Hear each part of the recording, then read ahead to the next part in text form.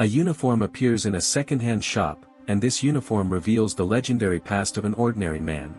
Before we begin, please share in the comments which city you are watching this video from today.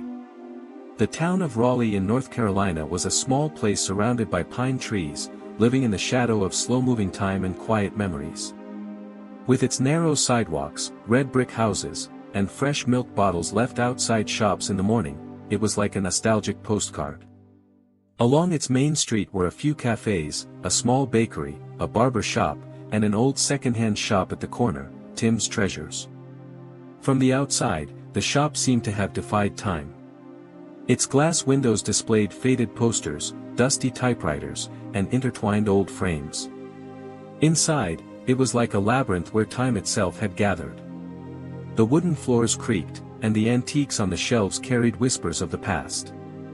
Old gramophones, faded family albums, rusty keys. Every item told a story, but no one was listening. Every morning, as the sun was just rising, a man would appear at the door. He was gray-haired, slender, with a slightly hunched back. He always wore the same khaki jacket, worn-out walking boots, and a faded baseball cap. The townspeople knew him as Uncle Jim. His full name was James Carter, but no one had called him by that name in years. Uncle Jim would greet people, but briefly. He would smile, but remain silent. He didn't engage in conversation, kept to himself, and was often seen dusting the shelves or organizing the books. The young people teased him for his constant silence. "Uncle Jim is rummaging through old stuff again," they would say among themselves, as if he were not a man but a lamp or an old clock on the shelves. But no one noticed the depth in his eyes. The shop owner, Tim, was in his late 40s, a cheerful and kind-hearted man. He had hired Jim years ago, but he couldn't quite explain why. There was an instinctive bond between them. He sensed something in Jim's steady, quiet, and attentive work. There was no tremor in his hands, no weariness typical of the elderly in his posture, but rather the traces of a disciplined past. And every morning, there was a bulge in the left inner pocket of his jacket. Tim had never asked what it was. Perhaps he had remained silent out of respect. That morning, in July 2025, the air was sticky. The shop's old fan turned slowly, emitting a groan with each rotation. It was cleaning day. Tim was rummaging through old boxes he had brought down from the attic in the back room of the shop. Old books, film reels, rusty kitchen utensils. Then he came across a dusty, worn cloth bag. It was heavy. When he opened the zipper, his heart raced. Inside was a neatly folded military uniform. The fabric was worn, but the patch on the sleeve was still visible, Delta Force. On the chest was a faded label, Carter. Carefully placed beneath the uniform was a box. When Tim opened it, a shining medal fell out, the Silver Star. This was one of the highest medals for bravery in the U.S. Army. Tim held the medal in his hand and called out to Jim. "Jim, can you come here?" Jim slowly appeared from between the shelves. When his eyes fell on the medal, his face paled. His feet seemed to give way, but he remained rooted to the spot. Tim showed him the uniform. "Is this yours?" he asked. Jim remained silent for a few seconds. Then he quietly said, "This is mine." His voice cracked. At that moment, the atmosphere in the shop changed. Dust seemed to hang in the air. The silence reminded them not only of the past carried by the objects but also by the people. Jim's eyes bore the weight of the years, the shadow of losses, and the heaviness of untold stories. Tim said nothing. He just bowed his head. He understood. But the town still knew nothing. Not yet. Tim was still thinking about the uniform that had come out of the box he had placed there that morning with trembling hands. When evening came, he closed the shop but did not go home. He went to the back room, turned on the desk lamp, and laid the uniform out before him once more. The fabric was worn, but the marks on it spoke volumes. Among the dust was a life, a past, a war. He carefully picked up the medal. The Silver Star. The third highest award for bravery in the United States Army. This wasn't an award you received at a desk. This was earned among bullets. Tim turned on his computer. He typed into Google, 1993 Mogadishu Silver Star recipient. One of the articles that came up caught his attention. An operation in Somalia on October 3, 1993. American soldiers were surrounded behind enemy lines, helicopters had been shot down, and street fighting had begun. The infamous event known as Black Hawk Down. But what caught Tim's attention was a line buried in the details. A Delta Force unit made contact by crossing the city under cover of darkness to rescue a stranded team. The name of the unit's leader is redacted. However, it is known that he was honored with the Silver Star. Tim thought to himself, if this is true, is that leader Uncle Jim?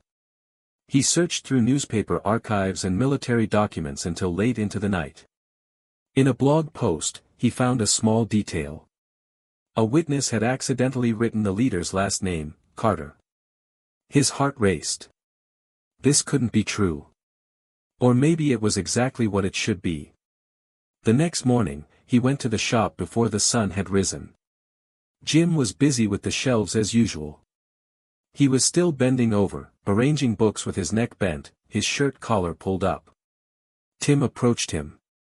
With a heavy silence, he said, "Jim, the uniform I found yesterday. Is it really yours?" Jim stopped. He put his hands in his pockets and turned his eyes to Tim. His gaze was soft, but it carried the weight of years. "You were in Mogadishu, weren't you?" Tim said, his voice trembling. Jim lifted his head slightly. He took a deep breath. His eyes were tearful at that moment, but he wasn't crying. He was just tired. "Some people want to forget," he said slowly. "But some things come back every night." Tim swallowed. "Were you the leader who saved the team?" Jim didn't answer. But Tim saw the answer in his eyes. Jim bowed his head. Then, without saying a word, he turned away and continued organizing the books. But at that moment, the atmosphere in the shop changed. Even the dust on the shelves seemed more meaningful. Throughout the day, Tim looked at Jim differently. There was a weight in his silence. A duty in his loneliness, perhaps a sense of guilt. The townspeople still didn't know Jim. They still treated him like an ordinary person, not greeting him when he entered, not thanking him when he left. But Tim now knew, Uncle Jim was another form of heroism. He was a man who was unassuming, quiet, wanting to be forgotten but never forgetting. From the outside, he was a man who organized old shelves and arranged dusty books. But in his inner world, he was a leader who carried his friends on his shoulders in the midst of war, bringing hope from the darkness. No one had noticed yet. Not yet. After that week, Tim's eyes saw Jim differently. Every morning when he came to the shop, he noticed the rhythm in Jim's steps, the precision in his hands. He never hesitated when reaching for the shelves, using the slightest angle when carrying boxes. His movements were shaped by years of experience. But there was a discipline in every step that an ordinary worker could never possess. Tim couldn't resist his curiosity and went to the town library. He sifted through old newspaper archives and spent hours at the microfilm readers. Finally, he found something in a faded article about the 1993 Mogadishu raid. It mentioned a special unit from Delta Force that had rescued a team trapped behind enemy lines. The leader's name was James Carter. The details were censored, the mission specifics were still marked classified. But the single sentence mentioned said it all. That night, one soldier saved 20 lives. As Tim read, he began to understand Jim's silence better. Perhaps he wasn't just forgetting, perhaps he couldn't forgive himself. Perhaps because he was one of those who returned, or perhaps because he thought of those who didn't. When he returned home, he rested his hand on his forehead at the kitchen table and simply thought, why does a hero silently dust shelves every day? The next day, Tim sat across from Jim in the shop. Talking to a hero without his old uniform was an unfamiliar feeling. "Jim," he said quietly, why did you keep this uniform? Why was this story hidden behind these shelves? Jim answered without lifting his head. Because when the war ended, I was done too. His voice was hoarse but clear. Tim couldn't respond. Some sentences didn't require a response anyway. At that moment, Tim realized that Jim had not only lost himself in the war but also in life. From the outside, he was a living man, but inside, something had long since stopped. The story quickly spread by word of mouth on the streets of Raleigh. Tim placed the uniform in a glass case at the entrance of the shop. He attached a note to it, with respect to a silent hero. At first, the townspeople couldn't make sense of it. But as they came to recognize the owner of the uniform, their eyes changed. Smiles gave way to curious glances, and curious glances gave way to respectful greetings. One morning, a gray-haired man with a stern gaze entered the shop. He was clearly a former soldier. When he saw the uniform, he stopped and touched the glass with his hands. Jim was arranging books at the time. The man turned and asked, bowing slightly, "Sergeant Carter?" Jim froze. The man looked him in the eyes. "I'm Mark," he said. "In Mogadishu, you saved me." There was silence in the shop. The dusty shelves, the wooden floor, everything stood still for a few seconds. Tim watched the moment with tears in his eyes. Jim took a deep breath for the first time. "I remember," he said slowly. Then he smiled quietly. There was no applause, no fanfare. But on that day, the shop had become not just a place for second-hand goods, but also a place for a great lesson in humanity. The wrinkled smile on Jim's face was a kind of peace that had come after decades. Tim thought to himself, heroes sometimes stop wearing uniforms. But the honor within them shines through even from between the dusty shelves. After Jim's uniform and Silver Star medal were displayed in the window, the atmosphere in Raleigh changed. The townspeople began to look at the second-hand shop they passed by every day with different eyes. Among those dusty shelves were not just old books and chairs, but a story, a human dignity. When people greeted Jim, they no longer turned their heads away, they looked him in the eye as they spoke. Children asked, was he really a soldier, while the elderly began to examine Jim's hands more closely. And finally, the local VFW, Veterans of Foreign Wars, Hall took action. It was a rare thing to honor silent heroes. But for Jim, it was worth making an exception. On the night of the ceremony, the hall was packed. American flags, medal replicas, and old war photographs adorned the walls. Tim took the microphone and spoke about the silence in Jim's shop, his steady hands, and the box in the back room. Then Mark stepped up to the podium. All eyes turned to him. "I know James Carter," he said, his voice both strong and fragile. "In 1993, on that night in Mogadishu, he carried me on his back. Bullets were flying. He kept walking.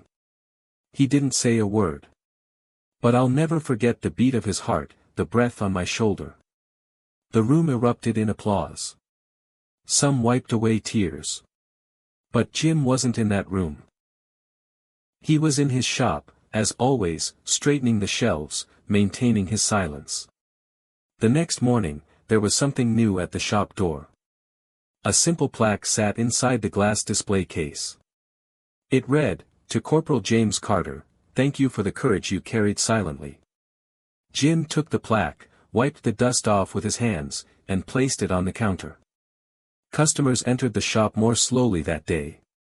They greeted him, paused to look at his uniform. Jim was no longer just showing them where things were, he was sharing a piece of the past. In the afternoon, he went to Tim's side. His eyes were fixed on the distance. "You know, Tim," he said softly, "maybe the past isn't so far away. Maybe, it's not under the dust, but here. In every day, on every shelf." And Jim turned back to arranging the books. His worn jacket on his back, a bulge still in his pocket. But everyone knew now, that quiet man wasn't just an old store clerk. He was someone who had quietly changed the world. And the story ended with this question: have you ever met someone like Jim? Someone who quietly performed acts of heroism,